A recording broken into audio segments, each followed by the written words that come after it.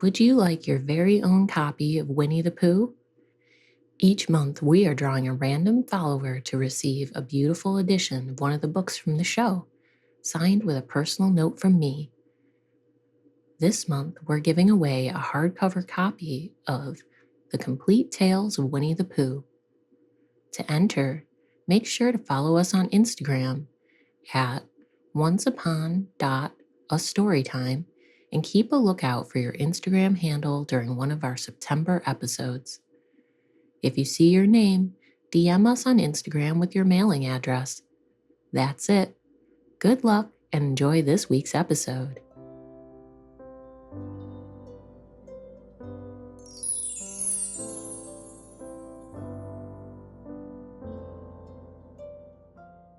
Welcome back to the Treehouse Adventures.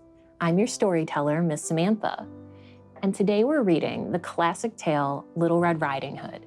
So settle in, cuddle up, and prepare to be whisked away.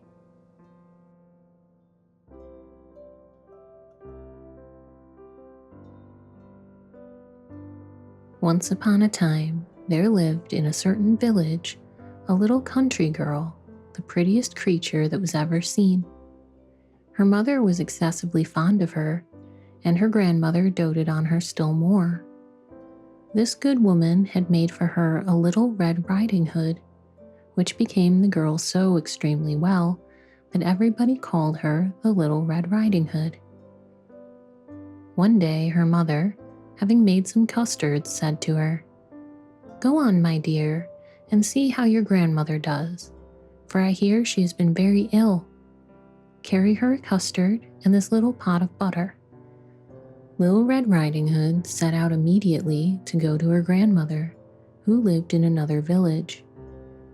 As she was going through the wood, she met with a wolf, who had a very great mind to eat her up, but he didn't dare because of some of the woodcutters that were nearby in the forest. He asked her where she was going. The poor child, who did not know that it was very dangerous to stay and hear a wolf talk, said to him, "I am going to see my grandmamma and carry her a custard and a little pot of butter from my mamma." "Does she live far off?" said the wolf. "Oh, aye," answered Little Red Riding Hood. "It is beyond the mill you see there, at the first house in the village." "Well," said the wolf, "I'll go and see her too. I'll go this way, and you go that, and we'll see who gets there first." The wolf began to run as fast as he could, taking the nearest way, and the little girl went by the farthest route, diverting herself in gathering nuts, running after butterflies, and making nosegays of such little flowers as she met with. The wolf was not long before he got to the old woman's house. He knocked at the door, tap, tap. "Who's there?" "Your grandchild, Little Red Riding Hood," replied the wolf, counterfeiting her voice, "who has brought you a custard and a little pot of butter sent to you by Mamma." The good grandmother, who was in bed because she was still somewhat ill, cried out, "The door is open, just pull the latch." The wolf pulled the latch, and the door did open, and presently he fell upon the good woman and ate her up in a moment, for it was above 3 days that he had not eaten anything. He then shut the door and went into the grandmother's bed, expecting Little Red Riding Hood, who came some time afterward and knocked at the door, tap, tap. "Who's there?"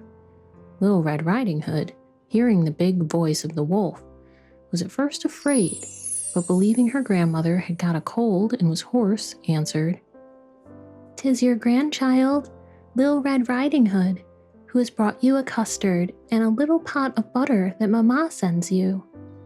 The wolf cried out to her, softening his voice as much as he could, "The door's open, just pull the latch." Little Red Riding Hood pulled the latch and the door opened.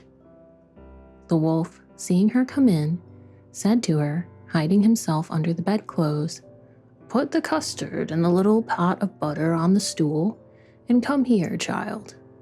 Little Red Riding Hood went to the bed, where, Being greatly amazed to see how her grandmother looked in her night clothes, she said to her, "Grandmamma, what great arms you've got." "That is the better to hug thee, my dear." "Grandmamma, what great legs you've got." "That is to run the better, my child." "Grandmamma, what great ears you've got." "That is to hear you better, my child." "Grandmamma, what great eyes you've got." "It is to see you better, my child." "Grandmamma, what great teeth you've got." "That is to eat thee up." And saying these words, the wicked wolf fell upon Little Red Riding Hood and ate her all up. The end. Uh-oh, it turns out the wolf was too clever for Little Red Riding Hood. This is just a story, but it holds a very real warning for us to be wary of strangers when we're on our own. What could Little Red Riding Hood have done differently? Let me know by joining us on Facebook. And if you want to support our channel, check out the Storytime shop linked in the description below. As always, don't forget to like this video and subscribe for more classic stories. I'll see you next Friday. Bye for now.